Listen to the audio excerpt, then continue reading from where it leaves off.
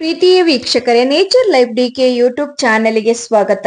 ಇವತ್ತು ನಾವು ಎಳ್ಳಿನ ಸೇವನೆ ಯಾವುದಕ್ಕಾಗಿ ಮಾಡಬೇಕು, ಇದರಿಂದ ನಮ್ಮ ಆರೋಗ್ಯಕ್ಕೆ ಆಗುವ ಲಾಭವೇನು ಮತ್ತು ಯಾರು ಇದರ ಸೇವನೆ ಮಾಡಬಾರದು ಎಂಬುದನ್ನ ಇವತ್ತಿನ ವಿಡಿಯೋದಲ್ಲಿ ಸಂಪೂರ್ಣವಾಗಿ ತಿಳಿದುಕೊಳ್ಳೋಣ. ಅದಕ್ಕೂ ಮೊದಲು ಚಾನೆಲ್ ಸಬ್ಸ್ಕ್ರೈಬ್ ಆಗದೆ ನೋಡ್ತಾ ಇದ್ರೆ ಪ್ಲೀಸ್ ಚಾನೆಲ್ ಅನ್ನ ಸಬ್ಸ್ಕ್ರೈಬ್ ಮಾಡ್ಕೊಳ್ಳಿ. ಸದೃಢವಾದ ಮೂಳೆ ಮತ್ತು ಹಲ್ಲುಗಳ ಸದಾಕಾಲ ಆರೋಗ್ಯವನ್ನ ಕಾಪಾಡಲು ಆಗಾಗ ಎಳ್ಳೆಣ್ಣೆ ಅಥವಾ ಎಳ್ಳನ್ನು ಯಾವುದೋ ಒಂದು ರೂಪದಲ್ಲಿ ಬಳಸುವುದು ತುಂಬಾನೇ ಒಳ್ಳೆಯದು. ಚಳಿಗಾಲದ ಸಂದರ್ಭದಲ್ಲಿ ಎದುರಾಗುವ ಶೀತ, ಕೆಮ್ಮು ಅಥವಾ ಇತರ ಸಮಸ್ಯೆಗಳಿಗೆ ಸುತ್ತಮುತ್ತಲಿನ ತಾಪಮಾನ ಪ್ರಮುಖ ಕಾರಣವಾಗುತ್ತದೆ.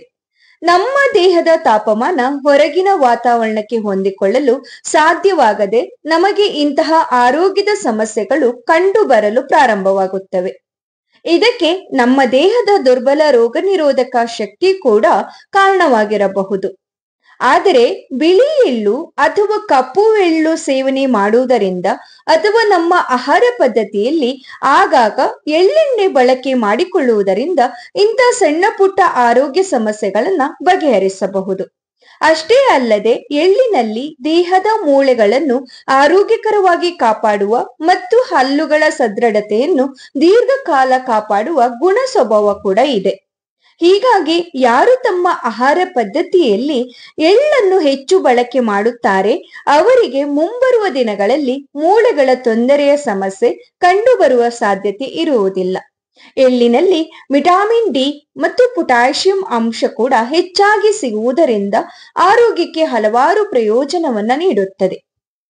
ಆರೋಗ್ಯ ತಜ್ಞರು ಹೇಳುವ ಹಾಗೆ ಮುಂಬರುವ ದಿನಗಳಲ್ಲಿ ಎದುರಾಗುವ ಮೂಳೆಗಳ ಸಮಸ್ಯೆ ಎಂದರೆ ಮೂಳೆಗಳು ಚಿಕ್ಕ ವಯಸ್ಸಿನಿಂದಲೂ ಸದೃಢತೆ ಇಲ್ಲದೆ ತೊಂದರೆ ಒಳಗಾಗುತ್ತದೆ. ಹೀಗಾಗಿ ಮಕ್ಕಳಿಗೆ ಪ್ರತಿದಿನ 1 ಲೋಟ ಹಾಲು ಕುಡಿಯಲು ಕೊಡುವುದರಿಂದ ಮೂಳೆಗಳಲ್ಲಿ ಕ್ಯಾಲ್ಸಿಯಂ ಕೊರತೆಯನ್ನ ಸರಿಪಡಿಸಬಹುದು. ಇದರ ಜೊತೆಗೆ ಆಹಾರ ಪದ್ಧತಿಯಲ್ಲಿ ಎಳ್ಳೆಣ್ಣೆ ಬಳಕೆ ಮಾಡುವುದರಿಂದ ದೇಹದಲ್ಲಿ ವಾತದ ಸಮಸ್ಯೆಯನ್ನ ಸರಿಪಡಿಸಿ ಮುಂಬರುವ ಮೂಳೆಗಳ ತೊಂದರೆಯಿಂದ ಪಾರಾಗಬಹುದು. ಆಹಾರ ತಜ್ಞರ ಪ್ರಕಾರ 1/4 ಕಪ್ ಎಳ್ಳಿನ ಬೀಜಗಳಲ್ಲಿ ಸುಮಾರು 200 ಕ್ಯಾಲೋರಿಗಳು ಮತ್ತು 315 ಮಿಲಿಗ್ರಾಂ ಕ್ಯಾಲ್ಸಿಯಂ ಅಂಶ ಸಿಗುತ್ತದೆ ಎಂದು ಸಾಬೀತಾಗಿದೆ. ಇದರ ಸೇವನೆ ಮಧುಮೇಹಿಗಳಿಗೂ ಎಳ್ಳು ತುಂಬಾ ಪ್ರಯೋಜನಕಾರಿಯನ್ನ ನೀಡುತ್ತದೆ. ಅಷ್ಟೇ ಅಲ್ಲದೆ ದೇಹದ ತಾಪಮಾನವನ್ನು ಸಹ ಇದು ನಿರ್ವಹಣೆ ಮಾಡುವುದರಿಂದ ಮೂಳೆಗಳಿಗೆ ಸಂಬಂಧಪಟ್ಟ ಹಲವು ಸಮಸ್ಯೆಗಳಿಗೆ ಬಗೆಹರಿಯುತ್ತವೆ ಮತ್ತು ದೇಹದ ಖನಿಜಾಂಶಗಳ ಉತ್ತಮವಾಗಿ ನಿರ್ವಹಣೆಯಾಗಲು ಸಹಾಯಕ ಮಾಡುತ್ತದೆ.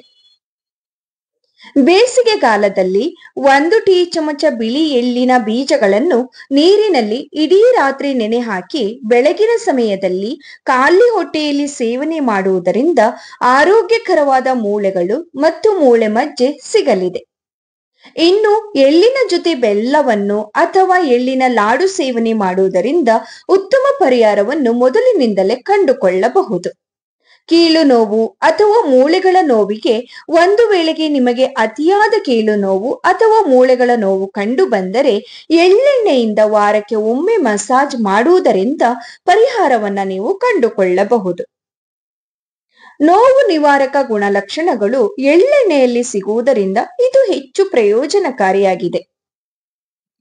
ಕಫದೋಷ ಹೊಂದಿರುವ ದೇಹದವರಿಗೆ ಎಳ್ಳು ಸೇವನೆ ಆಗಿ ಬರುವುದಿಲ್ಲ. ಇದಕ್ಕಾಗಿ ಕೇವಲ ಹಾಲನ್ನ ಪ್ರತಿದಿನ ಕುಡಿಯುವುದರಿಂದ ಮೂಳೆಗಳ ಸಮಸ್ಯೆಯನ್ನ ಸರಿಪಡಿಸಿಕೊಳ್ಳಬಹುದು.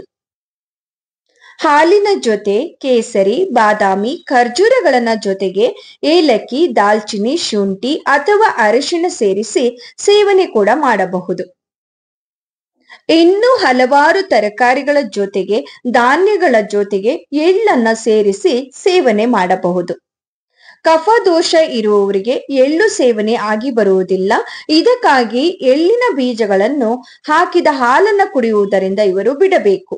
ಇದಕ್ಕಾಗಿ ಕೇವಲ ಹಾಲನ್ನು ಪ್ರತಿದಿನ ಕುಡಿಯುವುದರಿಂದ ಮೂಳೆಗಳ ಸಮಸ್ಯೆಗಳನ್ನ ಸರಿಪಡಿಸಿಕೊಳ್ಳಬಹುದು. ಇನ್ನು ಹಾಲಿಗೆ ಕೇಸರಿ, ಬಾದಾಮಿ ಪೌಡರ್ ಅಥವಾ ಒಣ ಖರ್ಜೂರಗಳನ್ನ ಮಿಕ್ಸಿಯಲ್ಲಿ ಪುಡಿ ಮಾಡಿಕೊಂಡು ಹಾಲಿನ ಜೊತೆಗೆ ಮಿಕ್ಸ್ ಮಾಡಿ ಕುಡಿಯುವ ಅಭ್ಯಾಸ ಮಾಡಿಕೊಂಡರೂ ಕೂಡ ತುಂಬಾನೇ ಒಳ್ಳೆಯದು.